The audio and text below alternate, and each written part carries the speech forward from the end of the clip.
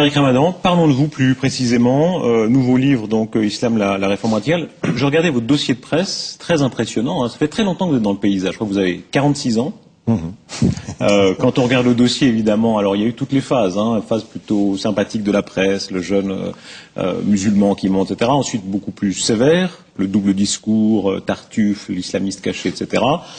Aujourd'hui, on a l'impression que nouvelle phase, vous avez grisonné, vous êtes installé à Londres, enseignant à Oxford. Est-ce que vous êtes embourgeoisé?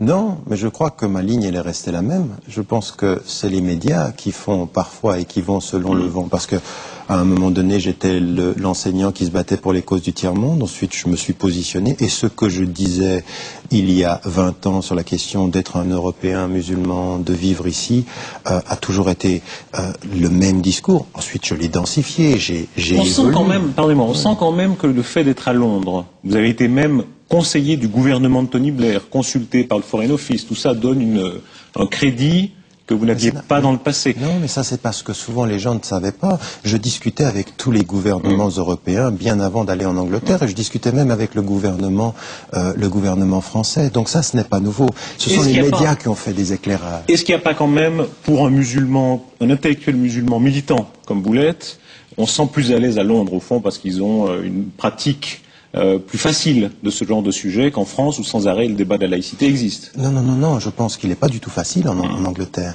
Parce que quand je suis entré dans le débat, j'ai posé une condition, c'est celui de rester critique par rapport à la politique britannique qui était la politique de suivisme de Bush en disant la guerre en Irak et j'ai été très critique. Donc je ne crois pas du tout il faut faire attention, hein, la situation a changé en Angleterre après 2005, elle est beaucoup plus tendue, les débats sont tendus, donc il y a toujours un aspect critique. Aujourd'hui je vais en Hollande où après le meurtre de Theo Van Gogh, on a aussi eu des crispations. La question pour moi, elle est extrêmement claire. C'est-à-dire de dire que nous sommes européens, ça pose aucun problème, mais la loyauté critique est très importante pour moi, c'est-à-dire la capacité de pouvoir dire, parce que je suis citoyen, ma parole est libre, il faut l'entendre. On a quand même l'impression que vous êtes moins sulfureux aux yeux de beaucoup de gens. Un journal comme Paris Match vous a classé parmi les possibles académiciens français dans 20 ans, quand une société plus métissée accédera, etc. Il y a visiblement quelque chose qui s'est passé, non? Ça c'est très français parce que, je veux dire, même en 2000, on m'avait annoncé comme l'un des intellectuels du siècle. Tout ça, ce sont des campagnes médiatiques qui ne m'intéressent pas véritablement. C'est une carrière pour vous. Oui, non, ce qui m'intéresse. Franchement, si vous voulez que je fasse une carrière médiatique, ça pourrait être cela. Mais le vrai travail que je fais depuis 20 ans, il est loin des caméras, il est sur le terrain, il est un travail d'éducation, un travail d'écriture. J'ai un vrai problème avec beaucoup des gens qui me voient à la télévision, c'est qu'ils ne me lisent pas, c'est qu'ils font pas ce travail de lecture. Et ça, c'est un travail qui est un travail un peu rigoureux et qui tente d'évoluer et de faire évoluer les mentalités aussi. Finalement, les polémiques, elles vous ont servi ou desservi? Bon, ça dépend lesquelles. Les polémiques, vous savez, par exemple, toute la question autour du moratoire, quand j'ai demandé à ce que cesse la peine de mort, le châtiment corporel, tout ça, ça m'a servi. Mon agent de relations publiques a été Sarkozy, il a permis à cette thèse de faire. Ça m'empêche d'entrer aux États-Unis, en Arabie Saoudite, mais d'un autre côté, ça a fait ouvrir le débat dans le monde musulman. Et il y en a d'autres qui m'ont pas beaucoup servi, oui. De fait, vous citiez un journal anglo-saxon qui vous classait parmi les 100 intellectuels les plus influents au monde. C'est une carrière, vous avez fait une sorte de carrière. Qu'est-ce que vous direz à ceux qui penseront peut-être, voilà, il a fait carrière là-dedans, comme on ferait carrière dans autre chose, petit côté opportuniste, non?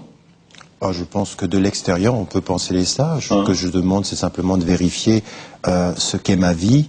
Est-ce que j'ai fait un nom et de l'argent sur cette dimension-là, ou est-ce que je me suis battu sur le terrain pour défendre un certain nombre de principes? Au bout du compte, je veux dire, vous savez, tout ce que vous êtes en train de dire, ça se paye quand même, parce qu'il y a des pays dans lesquels vous ne pouvez pas rentrer comme les États-Unis. Il y a 6 pays dans lesquels je suis persona non grata, parce qu'il y a une position de principe aussi. Donc, il y a eu un moment, pardonnez-moi, où nos journalistes ont constaté que vous aviez quand même été, c'est le moment en 2004, je crois, où les États-Unis vous ont refusé tout à coup le permis de travail. Vous vous retrouviez ici avec, je crois, vous avez 6 enfants. Non, 4. 4 enfants, pardon, dans un appartement déjà vidé.